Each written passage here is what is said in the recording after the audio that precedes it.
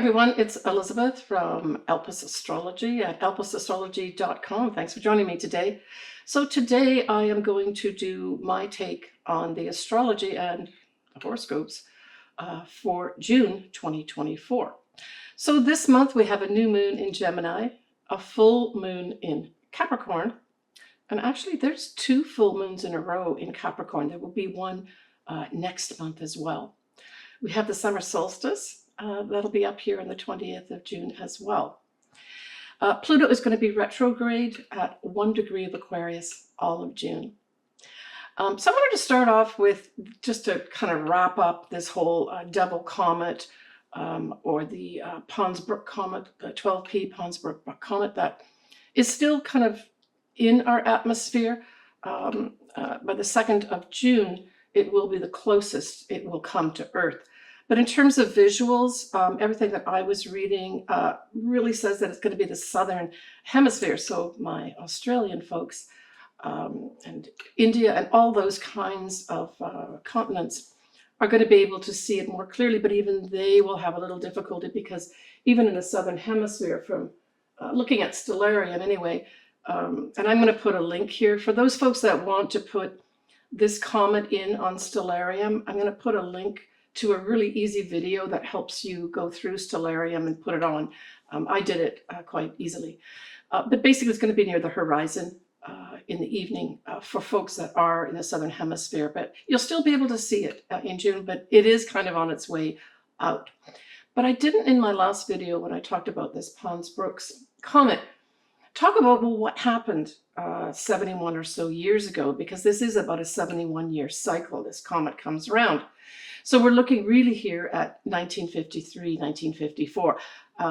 It looks like it was identified in both 53 as well as 54, but of note, 1953 for sure was significant for events. Let me just give you a few of them. And for those folks that were born around this year, these 2 years, there may be some significance that come back in your life, some big messages. But let's go through it. So we had Edmund Hillary and Tenzing Norgay go up to the top of Mount Everest and claim that they've reached the top, right? So these were the first folks that did that. Queen Elizabeth, she had her coronation in 1953. We also had Watson and Crick, as well as Rosalind Franklin, discover the whole helix, right? The DNA helix. So we had Stalin, who was like one of the most murderous dictators of our time, died. And I didn't realize it was not so long ago that Salk actually invented the polio vaccine. And in fact, apparently he inoculated his whole family before then it rapidly went out to the world population, right, for everyone to be vaccinated against polio. So pretty significant stuff, right? When we look at that whole comet that I spoke about, the other thing that happened in 1953 was Dwight Eisenhower, he was a Republican, was inaugurated in 1953. So that's another thing that happened. So there was a lot of changes with regards to government positions or monarchy positions in 1953. And he's just the final one that I wanted to mention. So when we look at the first lunation of the month, well, it is going to be a new moon in Gemini. And nicely, we have Mercury in Gemini as well as Venus. So we've got the ruler of Gemini, Mercury, in its home sign. So just this alone is very positive, right? This is going to be on the 6th of June at 5:37 a.m. and that's Pacific Daylight Time. It's at 16 Gemini, 17 minutes.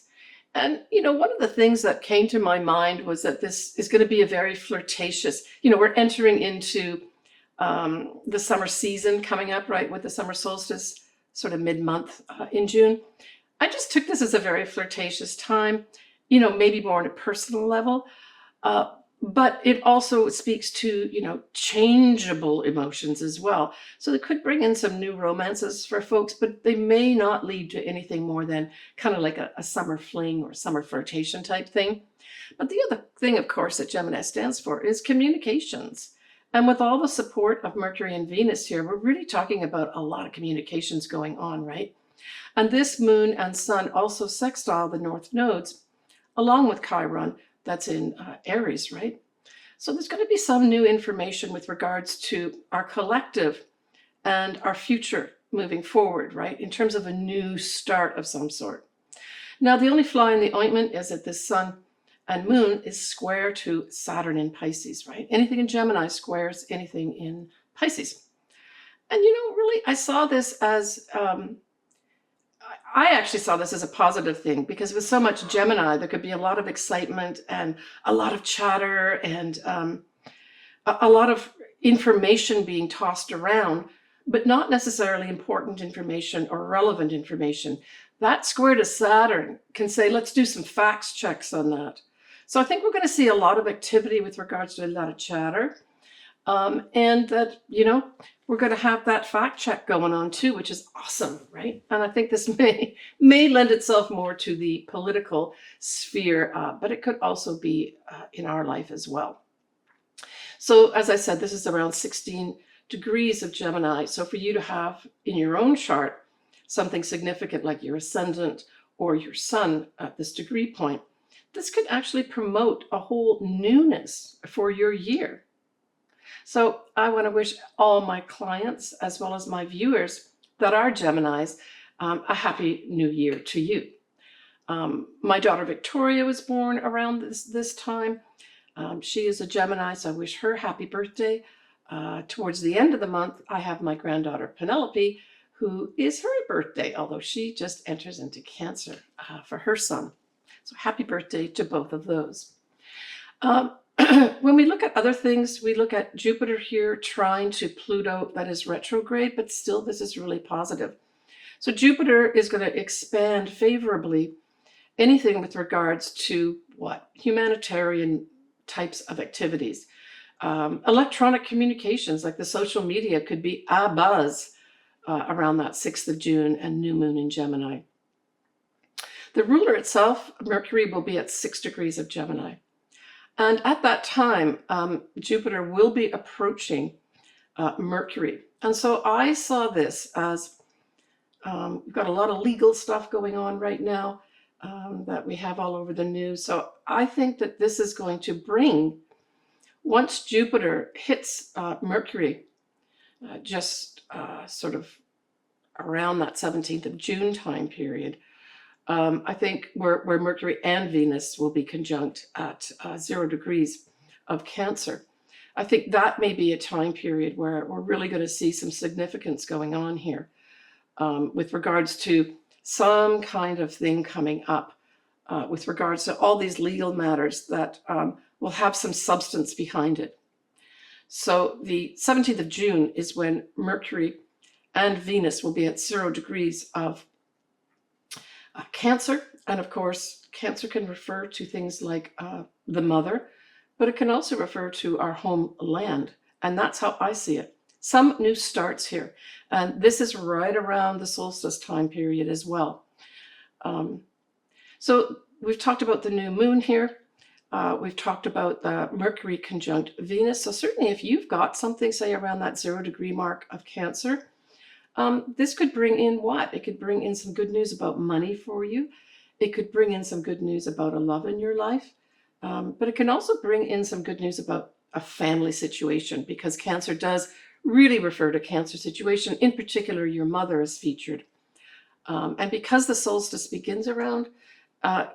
begin around the 0 degree mark of Cancer, that 17th of June could be a standout with regards to something happening that manifests more clearly, not only, say, at the solstice itself on the 20th, but for that whole time period, right? The 3 months before we go to the next new season, right?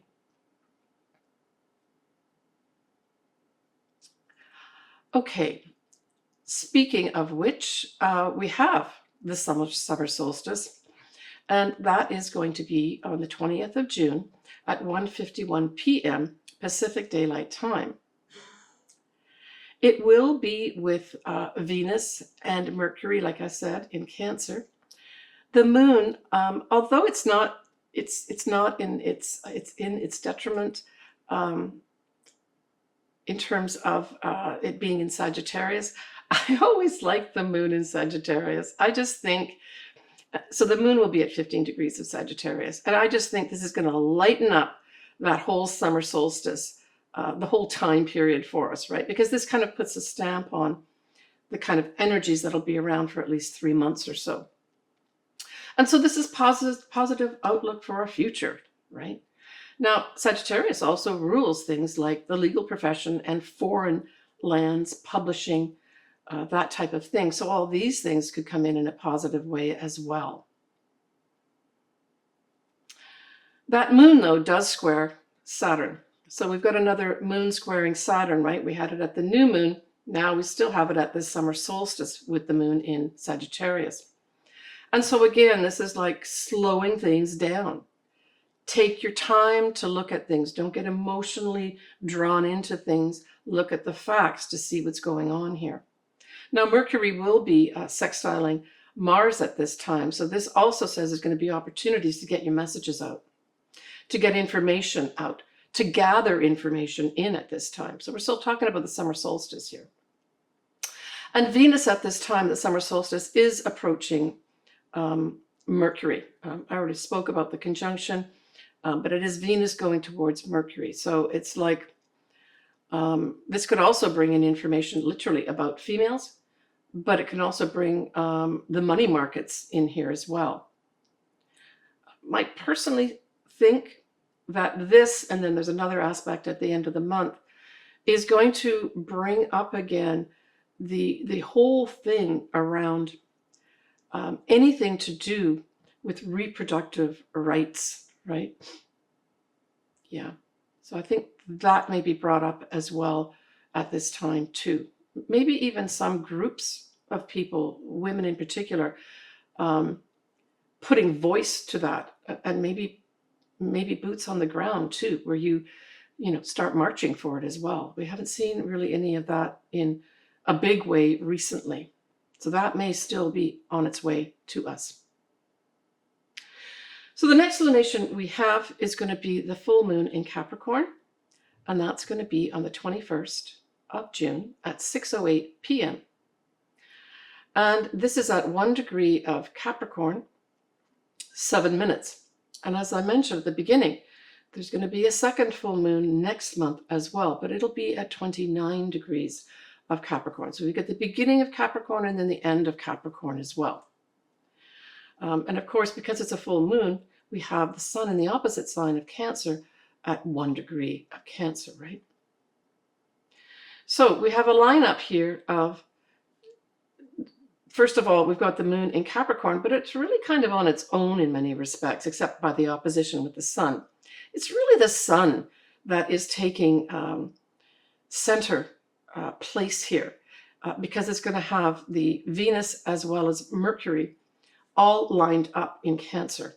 So there really is going to be this focus here on our homeland, females, reproductive rights, pregnancies, anything to do with that, discussions and information being brought up here. And remember, we have Neptune at 29 degrees Pisces at this time too. So that's a culminating energy, right? A culminating energy with regards to our spiritual lives, and as well as our aspirations and inspirations as well, right? We have Mercury that is sextile Mars at this time still. We had that also up at the summer solstice, which was just literally the day before, right? So this full moon happens right after the summer solstice. So it's kind of tied into it, even though obviously the moons are different, right? And so we also have that happening where this whole Mercury sextile Mars is carried on for another day, where great activity around communications, around information, that type of thing, especially gathering information, right?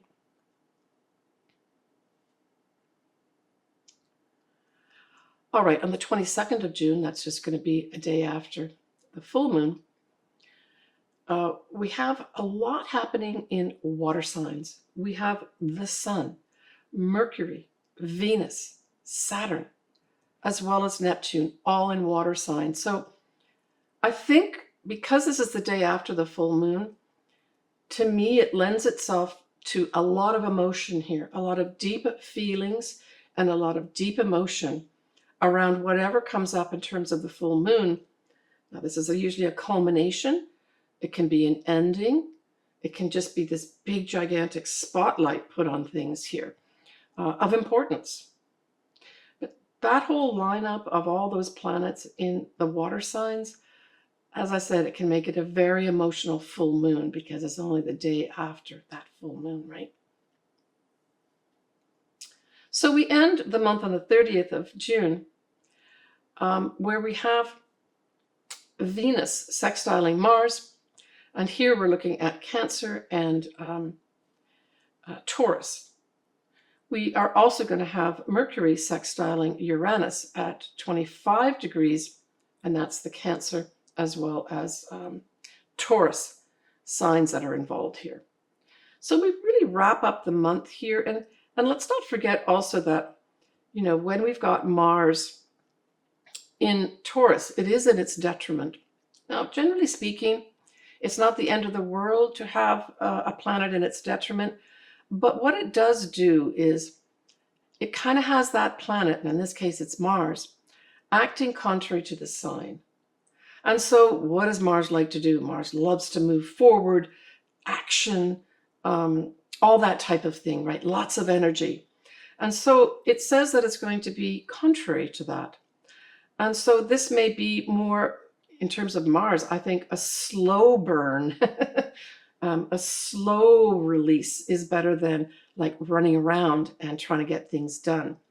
So this may also be a time, if we look at the sextile with Venus, where there's some new introduction here with regards to our money markets again. So this could be something that happens at the end of the month that is unexpected, that some kind of information may come out with regards to our money markets. But hey, Venus sextiling Mars, just as a transit itself, if you've got something, say, around that 15-degree mark of Cancer, Taurus, this could bring in an opportunity for a relationship, right?